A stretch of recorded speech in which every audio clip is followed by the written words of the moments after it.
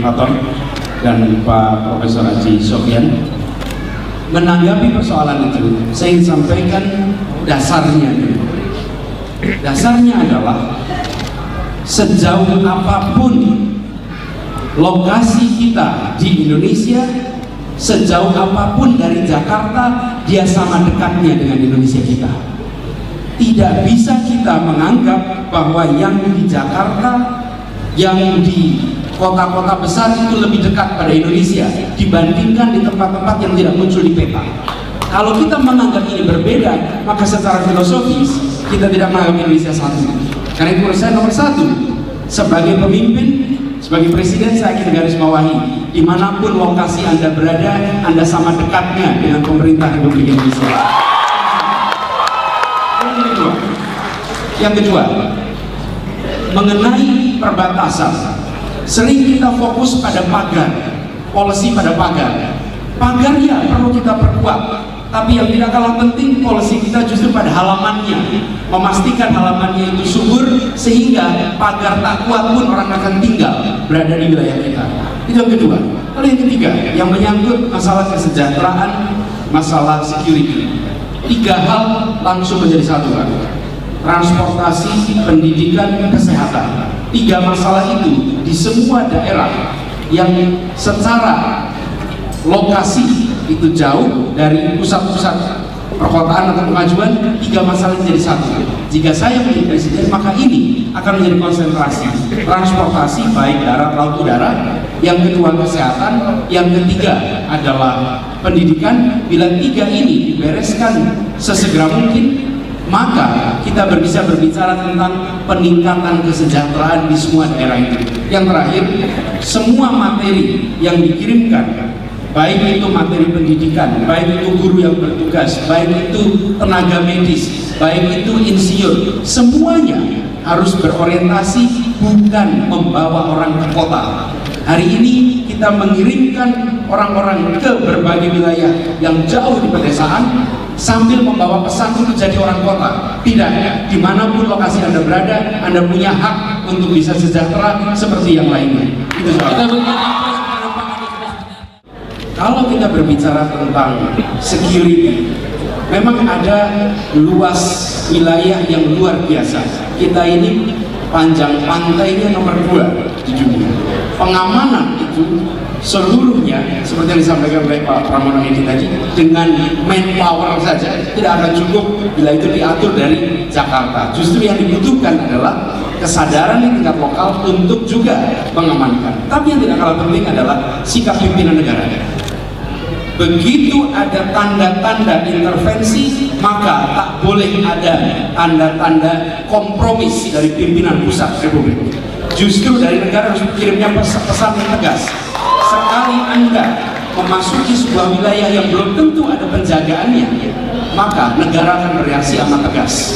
Itu akan memiliki efek deterrent, efek penghalang yang membuat negara-negara lain akan memperhitungkan.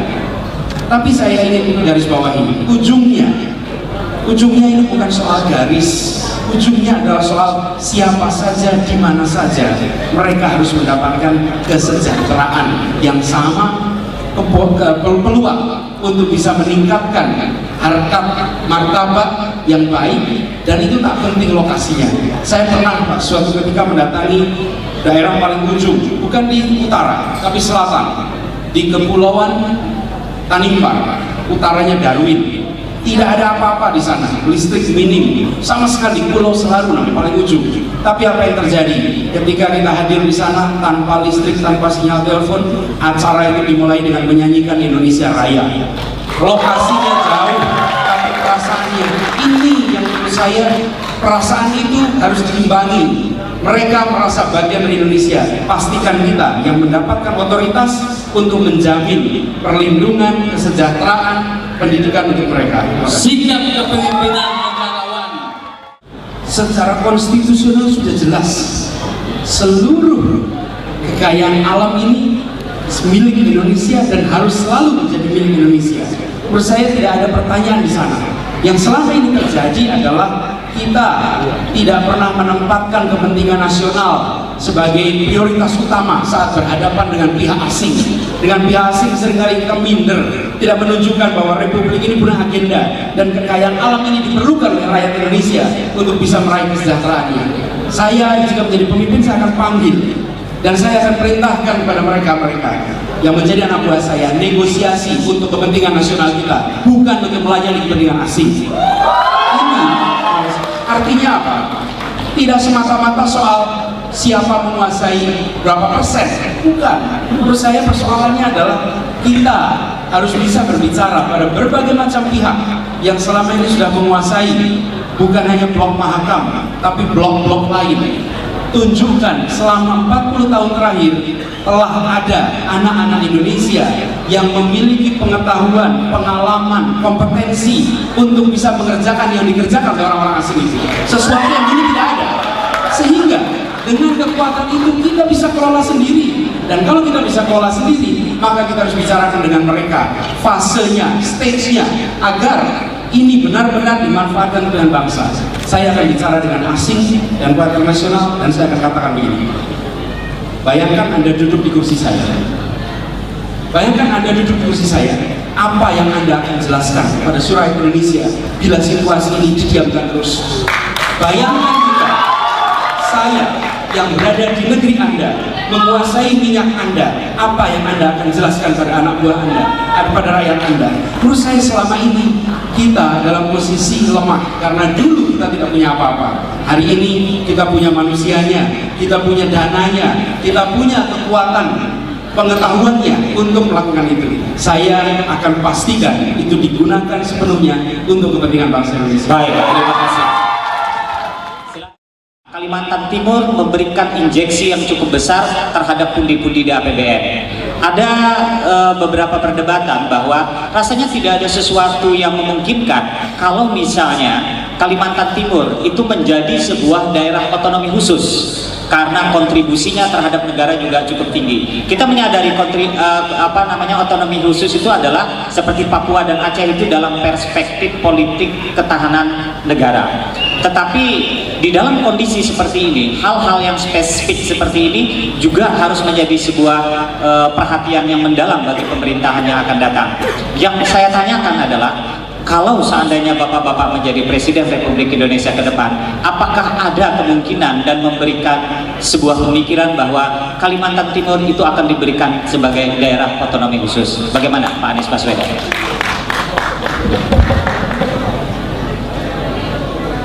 Negara Indonesia adalah sebuah negara kesatuan. Lawannya kesatuan adalah federasi. Bedanya kesatuan dan federasi, federasi adalah sebuah negara kumpulan negara kecil-kecil lalu mengatur. Sebagai negara kesatuan Indonesia, ketika dicek sumber daya alamnya ternyata variasinya tinggi. Ada daerah seperti Nusa Tenggara Timur yang amat minim dengan sumber daya alam dengan nilai yang luar biasa, yang besar. Tapi kita juga saksikan ada Riau, ada Kalimantan Timur. Justru menurut saya Kalimantan Timur ini harus menjadi contoh sebuah wilayah yang memiliki kekayaan alam yang besar, dan juga Kalimantan Timur memiliki variasi penduduk yang luar biasa. Jika diruntut berapa banyak sebenarnya orang yang tinggal di Kalimantan Timur, kakeknya, neneknya bukan berasal dari Kalimantan Timur, tapi mereka sudah merasa bagian dari Kalimantan Timur. Jadi ini Kalimantan Timur adalah sebuah melting pot yang luar biasa. Saya malah ingin, kalau saya presiden, saya akan tunjukkan tempat-tempat lain. Lihatlah Kalimantan Timur, di sini ditemukan sumber daya alam dan masyarakatnya bersatu sebagai orang Indonesia. Bukan berbicara malah yang terbalik. Kalau menurut saya sekarang ini, begitu kita mendekati masalah ini seakan-akan sebagai tempat yang di situ kaya, di situ ada otonomi khusus. Terbalik Pak, tempat yang di sini diperlukan memiliki sumber daya alam harus bisa menjadi contoh. Dan kekayaan alam ini adalah kekayaan alam seluruh bangsa Indonesia, bukan kekayaan alam satu wilayah. Ini adalah kekayaan alam kita semua. Memang statement ini barangkali tidak populer di tingkat lokal, tapi untuk sekalian kita bicara sebagai bangsa Indonesia, bukan berbicara sebagai saya orang Riau, saya orang Aceh, saya orang Kalimantan, bukan. saya orang Indonesia, dan kalau kita bicara sebagai orang Indonesia, kita tidak kehilangan kekalimantanannya, kita tidak kehilangan kebisaannya, kita tidak kehilangan karakter-karakter itu. Jadi saya ingin garis bawahi soal ini. Malah saya melihat Kalimantan Timur harus mengubah cara pandangnya. Saya kemarin tanya Pak pada teman-teman mahasiswa, Kalimantan Timur adalah sebuah wilayah yang kaya. Apa kekayaannya? Disebutkan Pak, paling tinggi katanya tambang batu bara, nomor 2 minyak, lalu gas. Lalu saya katakan pada semua mereka, salah. Kekayaan terbesar di Kalimantan Timur adalah manusia Kalimantan. Jadi sebenarnya malah yang harus dibicarakan adalah manusianya. Lihat negara-negara di Timur Tengah, kurang apa kekayaan minyaknya, tapi apa yang terjadi pada kualitas manusianya? Lihat Korea Selatan, ada sumber daya alam? Tidak. Lihat Taiwan, tidak ada. Singapura tidak ada. Jepang tidak ada. Tapi yang mereka miliki kekayaan alam. Yang dibutuhkan di Kalimantan Timur bukan soal otonomi, tapi kualitas manusia yang dapat. Terima kasih. Pertanyaan saya, jika Bapak menjadi presiden, sanggupkah Bapak menjaga atau mempertahankan, menciptakan kedaulatan internasional? Ini sangat berbahaya. Kita tahu Venezuela sudah berhasil, bangsa-bangsa di Amerika Latin sudah berhasil. Mampukah Indonesia akan keluar dari jerat asing sehingga kita lebih berdoa setelah kedaulatan energi? Itu saya pertanyaan saya. Terima kasih. Selanjutnya pertanyaan nomor 3, saya persilakan dari mahasiswa, sebutkan nama. Terakhir. Perkenalkan, nama saya Julius Christopher, saya adalah mahasiswa Fakultas Ilmu Sosial dan Ilmu Politik Universitas Mawarman. Saya ingin mengajukan untuk masalah strategi apa ketika nanti Bapak menjadi calon, ketika nanti Bapak menjadi presiden, apa strategi yang akan Bapak lakukan untuk memberdayagunakan para PKI kita yang banyak mencari pekerjaan di daerah perbatasan Malaysia? Bagaimana cara Bapak membangun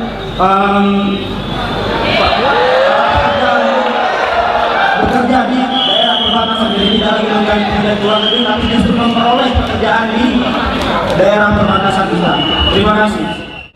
Di tempat yang sumber daya alamnya tinggi, justru peningkatan kesejahteraan lemah. Kenapa?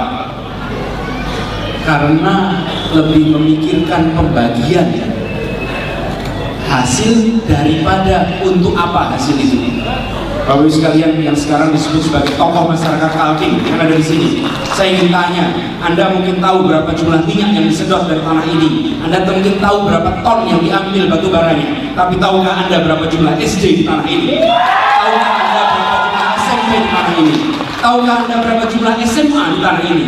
Kalau Anda tahu jumlah kayunya, jumlah minyaknya, jumlah tambangnya, tapi tidak tahu jumlah SD, jumlah SMP, jumlah SMA, maka retorikanya nasionalistik, tapi cara berpikirnya sangat kolonialistik. Kenapa? Karena kaum kolonial tidak memikirkan manusianya. Kaum kolonial itu hanya memikirkan bagaimana mengambil kekayaan alamnya. Bapak sekalian, di Kalimantan hari ini, Kalimantan Timur ada 2.200 SD, 700 SMP, hanya 700 SMP, dan hanya 200 SMA. 200 SMA. Apa yang selama ini dipikirkan jika yang didiskusikan adalah bagi-bagi sumber daya alam, memastikan tinggal, tapi manusia yang tidak dapat. Di sini, Bapak sekalian, saya mengatakan kenyataan bisa pahit. Saya sampaikan bukan sesuatu yang nyaman untuk didengar bagi masyarakat Kalimantan Timur, tapi saya ingin katakan, jika kesadaran itu ditumbuhkan hari ini, maka anak-anak dan cucu-cucu kita akan bangga. Di 2014 Kalimantan Timur berubah. Kalimantan Timur memikirkan sumber daya manusia. Jadi dari sekalian, saya ingin garis bawahi, saat tidak lagi masih dikuasai asing, kita dengan nyaman menuding asing. Hati-hati, sesudah ini pindah di tangan Indonesia dan tidak dikelola untuk siapa dengan jelas, Anda tak punya lagi retorika anti asing, Anda tak punya lagi alasan ini asing. Pada saat itu kita akan menyaksikan kekayaan alam indah tanpa kita punya label yang menggerakkan nasionalisme. Di sana ketimpangan bisa permanen. Karena itu saya menggarisbawahi dari awal, bukan siapanya berapa persennya, tapi untuk siapa dan bagaimana dimanfaatkan oleh rakyat banyak, itu yang menjadi kunci.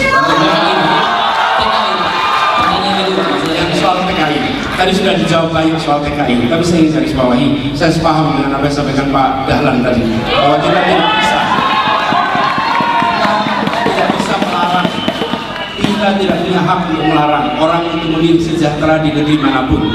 Tetapi satu hal yang pasti, buat kita saat sesama warga negara memilih mencari pensejahteraan di luar, sebenarnya sedang mengatakan negeri ini tak memberikan kepastian. Ini adalah satu pesan yang menurut saya harus diubah. Caranya bagaimana? Lagi-lagi yang pergi dari Indonesia mencari kehidupan di luar, low skill labor, tenaga kerja dengan kemampuan yang rendah. Kita harus angkat itu. Kita harus tinggikan keterampilannya, pengetahuannya, tapi tidak cukup. Yang kedua, suplai energi dan infrastruktur sampai ke desa. Dengan begitu, pengetahuan, keterampilan yang mereka miliki bisa menghasilkan aktivitas produktif di berbagai tempat di seluruh Indonesia. Lalu, yang terakhir tidak kalah penting, kita masuk era ASEAN, di mana ada perputaran perdagangan yang bebas. Ya, dalam urusan barrier untuk trade, kita sudah menyaksikan ada eliminasi, ada penghapusan. Kalau saya jadi pemimpin Indonesia, saya akan dorong bukan saja persoalan hambatan untuk perdagangan bebas, yang harus ditiadakan adalah hambatan untuk pergerakan manusia secara bebas. Dengan begitu, orang-orang Indonesia bisa mendapatkan manfaat di luar, bukan saja orang luar yang masuk ke Indonesia. Dengan cara begitu, maka ekonomi community yang dibangun, kita tidak perlu khawatir orang asing yang masuk karena jumlahnya sedikit dan di kelas menengah ke atas bisa menjadi kompetitor. Tapi kita harus dorong agar pergerakan manusia, tenaga kerja itu bisa bebas. Dengan begitu, kesejahteraan, bayangkan supir taksi di Indonesia misalnya 1 bulan 1,5 juta. Kalau dia mengerjakan hal yang sama di Singapura, dia bisa mendapatkan 25 juta. Hari ini orang Indonesia tidak boleh bekerja sebagai supir taksi di Singapura, tapi barang dari Singapura bebas masuk ke Indonesia. Saya ingin balik, barang Anda silahkan masuk, tapi orang Indonesia juga harus bisa masuk ke dalam sana. Yang akan saya sampaikan pada para kandidat kita yang tadi telah memaparkan dengan begitu gawai, dan kami yang muda juga berapi-api dan berharap supaya siapapun yang nanti diamanahkan dan mendapatkan kesempatan menjadi desisi benar-benar menjadi amanah dan juga bisa mengemban apa yang telah menjadi jargon bapak-bapak sekalian yang terhormat, terutama untuk masalah perempuan, karena bilang perempuan adalah umat yang tercipta dan terhormat. Pertanyaannya, bagaimana Bapak akan memberikan kontribusi pada para perempuan, tenaga kerja Indonesia, dan juga adanya persamaan gender bagi kabinet yang akan kelak Bapak kontribusikan untuk memimpin kabinet yang depan 2014 hingga 2019, di mana perempuan tentunya juga akan diberikan peranan. Dan kami harapkan dari suara perempuan dan para generasi muda semua bisa mengundang dan juga menjadi peran bagi ibu, karena kokoh dan tegaknya negara ini adalah juga peran dari ibu. Tidak ada bapak penting, tapi ibu ini.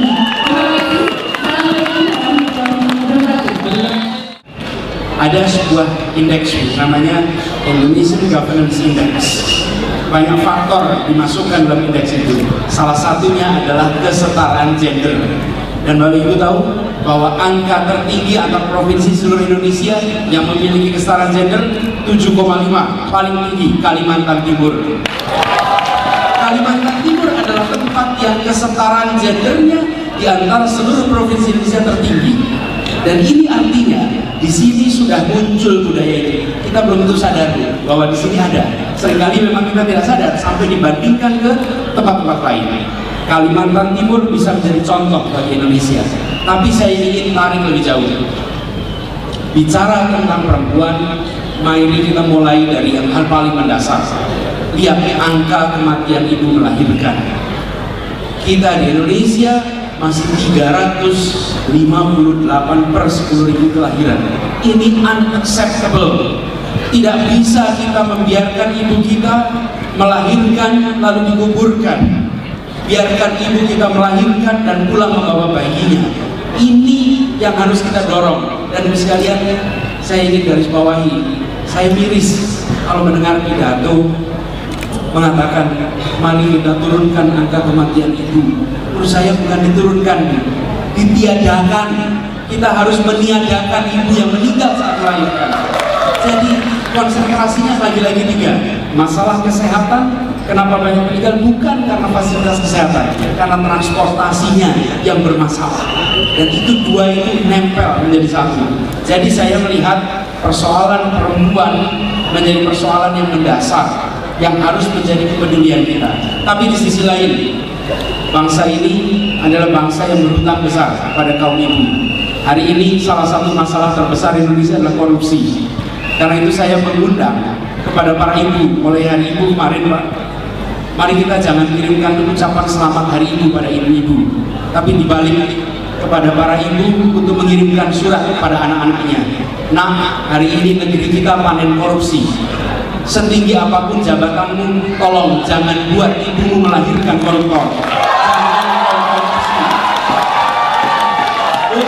Pangkat orang boleh setinggi apapun, pangkat orang boleh tinggi apapun, ibunya bisa menjewer dia. Kau jangan korupsi, karena rahim ibumu bukan tempat lahirnya koruptor. Hari ini kita belum mengundang kaum ibu untuk turun tangan. Kita harus panggil kaum ibu turun tangan untuk ikut membereskan republik ini dengan cara mengingatkan anak-anaknya mengenai akhlak yang dimulai itu dari rumah. Terima kasih. Terima kasih, saya ingin sampaikan terima kasih kepada seluruh masyarakat Kalimantan Timur yang sudah menyambut acara ini dengan baik. Dan saya ingin sampaikan kami sangat bangga atas dukungan dari anak-anak muda di Kalimantan Timur yang sekarang berdiri. Mereka, saya ingin garis bawahi, salah satu yang ingin kita ikhtiarkan bersama-sama dengan kita ingin ikhtiarkan adalah bagaimana anak-anak muda diundang untuk terlibat dalam proses politik bukan sebagai pengorbanan, tapi sebagai perjuangan. Dan itu artinya karena ini bukan pengorbanan maka tidak perlu kompensasi, Anda tak ternilai harganya. Ini yang kita ingin dorong, relawan terlibat politik karena percaya dan karena ingin perubahan. Indonesia kita saudara sekalian didirikan oleh orang-orang pejuang yang ketika mereka berjuang tidak tanya saya akan diberi apa dari perjuangan ini. Mereka melakukan itu karena hatinya yakin bahwa negeri ini merdeka dan anak cucu kita akan merasakannya. Sekarang saya ingin kita semua kembalikan semangat perjuangan itu. Republik ini didirikan oleh orang-orang yang amat terdidik, amat tercerahkan, dan di depannya punya kesempatan untuk mengejar segala macam kemewahan bagi dirinya, tapi tidak mereka lakukan. Yang mereka lakukan bekerja untuk kepentingan bangsa. Dan sekarang kita kembalikan semangat itu. Mari kita sama-sama turun tangan untuk bangsa Indonesia. Dan itu artinya sekalian, ekonomi kita harus baik. Pertumbuhan kita bukan saja angkanya tinggi, tapi kualitasnya baik. Yang kedua, produktivitasnya harus tinggi. Pertumbuhan ekonomi tanpa produktivitas manusia yang tinggi tidak akan ada artinya. Yang ketiga, kita harus adopsi teknologi-teknologi tepat yang visioner, yang mengantisipasi kebutuhan masa depan. Dan yang keempat, kita harus bereskan ketimpangan yang ada di Indonesia sehingga kita berhasil meraih yang dicita-citakan, keadilan sosial bagi seluruh rakyat Indonesia.